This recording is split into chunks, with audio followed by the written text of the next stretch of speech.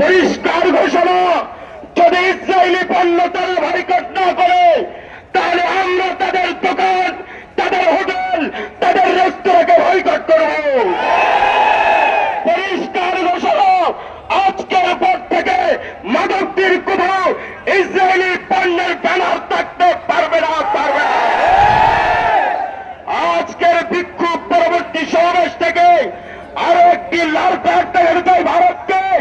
আজকে ভারতের অক্সফোর্ড বিল আইন পাশ করে মুসলমানদের অক্সফোর্ড সম্পত্তি ছিনিয়ে নেওয়ার কঠিন ষড়যন্ত্র চালু করেছে মোদী সরকার। পরিষ্কার ভাবে আপনাকে বলতে চাই, পরিষ্কার ভাবে বলতে চাই, এই কাটা তার কিন্তু আমাদেরকে আটকাতে পারবে না। গজওয়াতুল হিন্দের পীর মুজাহিদরা জেগে উঠেছে।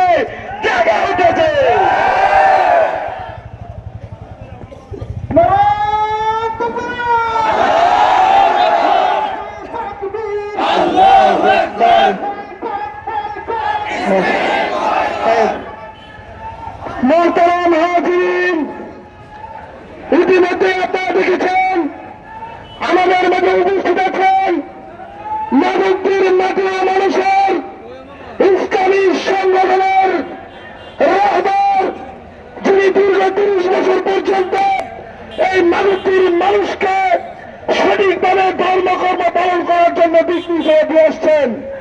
আমাদের মুহতারাম সভাপতি আল্লামা মকবুল সাহেব সহ অনেক নেতৃবৃন্দ এখানে উপস্থিত আছেন। এই পর্যায়ে আমাদের সম্মুখে গুরুত্বপূর্ণ বক্তব্য পেশ করবেন ওলামা পরিষদ বাবুল থানার মুহতারাম সাংগঠনিক সম্পাদক হযরত মাওলানা ওমর ফারুক কান্দাবি।